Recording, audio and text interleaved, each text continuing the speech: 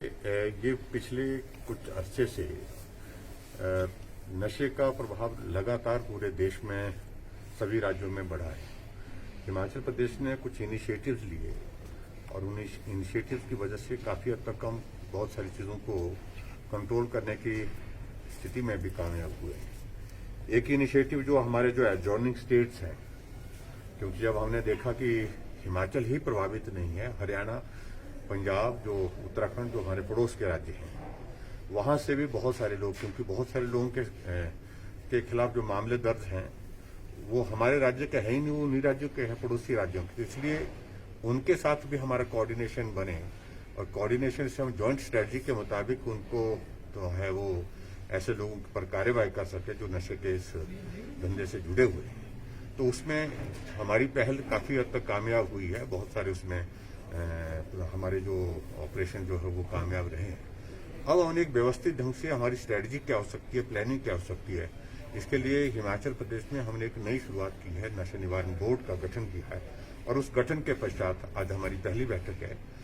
Covid के चलते इस बैठक में हम भले ही देर हुए हैं, लेकिन उसके बावजूद भी उस दिशा में कि कॉन्क्रीट चीजें हम क्या कर सकते हैं, प्लानिंग के साथ जो है आगे कैसे बढ़ सकते हैं। नशे को रोकना एक बात, समाज को जागरूक करना दूसरी बात, और उसके साथ साथ में जहां इस प्रकार का जो नेक्सस बना है, जो उसको व्यवसाय की तरह कर रहे हैं, जो ज्यादा पैसे कमाने के लिए जो इसको अपना एक माध्यम बना रहे हैं, उनके खिलाफ सख्त से सख्त कार्रवाई क्या की जा सके, उसमें हिमाचल प्रदेश ने शुरुआत की है। हमने हिमाचल प्रदेश में एक एक्ट में प्रोविजन करके, बिल ला करके, पहले क्या होता था कि कमर्शियल क्वांटिटी जो पर्टिकुलर होती थी उसके लिए जो है वो उसके लिए तो जमानत नहीं होती थी, सजा होती थी, अंदर हो जाते थे। लेकिन जो कमर्शियल क्वांटिटी की कैटेगरी में नहीं आता था वॉल्यूम ड्रग्स का, तो उनको जमानत मिल जाती थी। तो हमने कहा कि क्वांटिटी थोड़ी मिले तो ज्यादा मिले, लेकिन जमानत नहीं होनी चाहिए। वो भी एक बहुत बड़ा महत्वपूर्ण स्टेप हमने लिया है। तो ऐसे बहुत इस तरह के हमने हिमाचल प्रदेश में शुरुआत की है। लेकिन फिर भी कुछ जगह अभी भी हम देख रहे हैं कि कुछ एक मामले हमारे ध्यान में आ रहे हैं, तो उनको सख्ती से कैसे निपटा जाए, कैसे रोका जाए, उसके लिए हम प्रयत्न करें। उनकी कहने की बात उनने अपनी बात कही है, लेकिन हम जो कुछ भी निर्णय ले रहे हैं सोच समझ करके निर्णय ले रहे हैं, विचार करके निर्णय ले रहे हैं।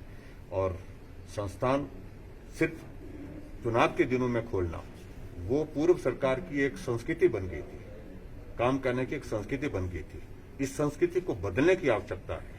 संस्थान खुले, लेकिन संस्थान खोलने के साथ साथ में वहां व्यवस्थाएं जो है वो ठीक प्रकार से होनी। सिर्फ राजनीतिक मकसद के लिए संस्थान को खोलना ये कतई भी उचित नहीं है।